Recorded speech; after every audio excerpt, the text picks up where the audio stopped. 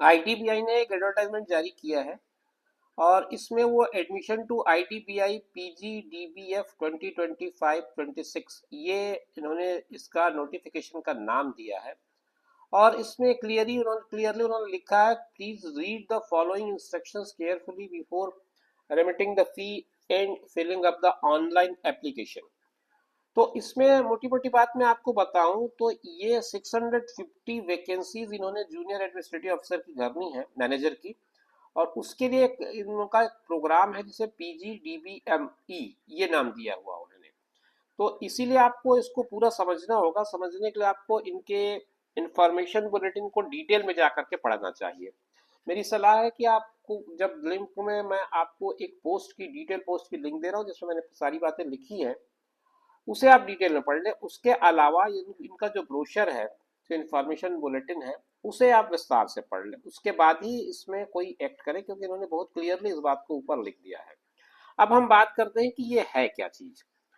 तो बात करें, IDBI bank has a tie up with you next Manipal global education service private limited UMGES Bengaluru and Niti educational international private limited NEIPL Greater Noida to providing training in banking and financial to candidate prospective candidates aspiring to join IDBI bank.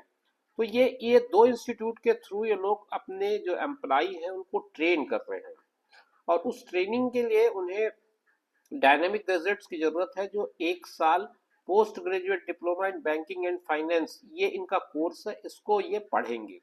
फिर 6 महीने classroom study होगी इनकी, 2 महीने internship होगी, 4 महीने का on job training होगा, OJT कहा गया है। और उसके बाद इनकी रिक्रूटमेंट होगी। वो रिक्रूटमेंट होगी जूनियर असिस्टेंट मैनेजर ग्रेड ओ। ये इनका मोटा मोटा प्रीफेस है। आप अगर समझना चाहें तो ये पोस्ट कुछ इस तरह की है। मतलब सीधे सीधे कोई मैनेजर के पोस्ट पे रिक्रूटमेंट हो रही है ऐसा नहीं है। तो पहले इस बात को समझ लें आप। अब उसके बाद आप देखिए आगे कि कौन कौन से जोन में क्या क्या बैंक आते हैं, ये देख सकते हैं आप इसमें। इसके अलावा आपको वैकेंसीज की जो मैं बात करूं तो जो पीजीडीबीएफ की वैकेंसी है उसमें टोटल 650 है। नंबर ऑफ वैकेंसीज 650 है। 260 अनरिजर्व है, 100 एससी है, 54 एसटी है, ईडब्ल्यूएस का 65 है, ओबीसी का 171 है, पीडब्ल्यूडी का ये अलग अलग क्लासिफिकेशन है 6776 का। एज लिमिट की बात करें तो मिनिमम 20 और मैक्सिमम 25 है। और ग्रेजुएशन आपका होना जरूरी है। उसके बाद आप इस कोर्स में दाखिला लेंगे और वो जिस तरह से आपको एक ट्रेनिंग प्रोग्राम मैंने आपको शुरू में बताया उसको पूरा करेंगे। उसके बाद आप इस वैकेंसी को ज्वाइन करेंगे। ये तो हो गई बात इसके पूरे स्ट्रक्चर की। अब आप कब कब कैसे कैसे एप्लीकेशन सबमिट करेंगे वो मैं बता देता हूँ। 1 मार्च से ये जो एलिजिबिलिटी का क्राइटेरिया उसका कट ऑफ बताया गया है। ऑनलाइन रजिस्ट्रेशन 1 मार्च 2025 से 12 मार्च 2025 के बीच होगा। और ऑनलाइन टेस्ट का जो टेंटेटिव डेट है वो 6 अप्रैल होगा। एलिजिबिलिटी क्राइटेरिया मैंने आपको बताया, बेसिक चीज है आपका ग्रेजुएशन होना जरूरी है। अगर मैं एग्जाम फी की बात करूं तो SC ST और PWD के लिए 250 रुपए है और अदर के लिए 1050 रुपए है, जो आपको ऑनलाइन मेथड में पे करना होगा। Online payment of application fee instalment intimation charges will have to be borne by the candidate. ये तो हो गई फीस की भी बात। अब थोड़ा सा इसके पैटर्न की बात कर लेते हैं। जो आपका ऑनलाइन टेस्ट होगा वो MCQ बेस पे होगा, मैंने आपको पहले ही कहा। और इसमें 4 हिस्से होंगे। लॉजिकल रीजनिंग, डाटा एनालिसिस और इंटरप्रिटेशन के 60 क्वेश्चन होंगे, 60 नंबर के, और 40 मिनट का टाइम आपको इसके लिए मिलता है। इंग्लिश लैंग्वेज का 40 क्वेश्चन आएगा, 40 मिनट 40 मार्क्स का, और इसके लिए आपको 20 मिनट का समय मिलेगा।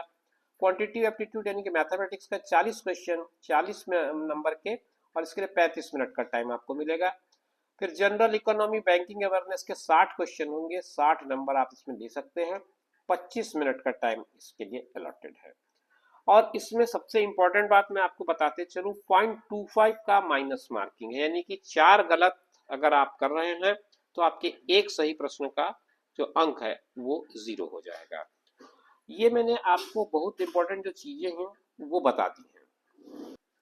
इस प्रोग्राम की जो फीस है उसके बारे में वो लिखते हैं कि प्रोग्राम की टोटल फीस 3 लाख रुपए है, और इस 3 लाख के अलावा जीएसटी आपको देना पड़ेगा, और इसको इंस्टॉलमेंट में आप पे करेंगे फिक्स शेड्यूल में।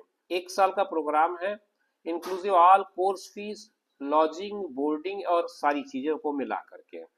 और उसके बाद apart from the above course fees, the exam fee for undergoing various certification exam as mentioned under the course will have to be borne additionally by the candidate. तो उनकी जो फीस है वो आपको एडिशनली बॉर्न करना पड़ेगा as per current bank guidelines amended from time to time. The course fee shall be reimbursed as a deferred payment of 5 annual installment starting after completion of 3 years of service and upon confirmation in bank service as well as satisfactory performance appraisal rating.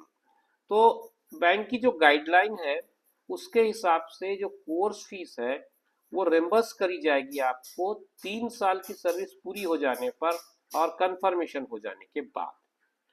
तो ये बात तो आपको मैंने बता दी। फिर career prospects क्या हैं और किस तरह से आपकी सैलरी आएगी वो समझ लें। सबसे पहले स्टाइपेंड की बात करें तो पहले 6 महीने आपको 5,000 रुपये पर मंथ, फिर उसके बाद जब इंटर्नशिप स्टार्ट हो जाएगा 2 महीने का तो उसमें 15,000 रुपये पर मंथ।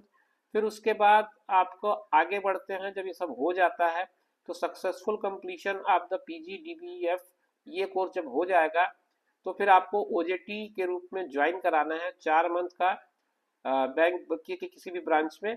और after joining bank service junior assistant manager जिसको JAM कहा गया है, उसको सक्सेसफुल कंप्लीशन ऑफ इंटर्नशिप आपको मिलता है 6.14 to 6.50 लाख का पैकेज क्लास ACT में। ये आपका कुल मिलाकर के स्ट्रक्चर बनता है इस पूरे कोर्स और कोर्स के बाद जो आप जॉब ज्वाइन करेंगे उसके लेकर। उम्मीद करता हूं कि जानकारी स्पष्ट होगी। इसी तरह की इन्फॉर्मेटिव वीडियोस के लिए आप हमारे साथ बने रहिए। हम फिर मिलेंगे आपसे नए वीडियो में नई जानकारी लेकर। तब तक के लिए कीजिए इंतजार। नमस्कार।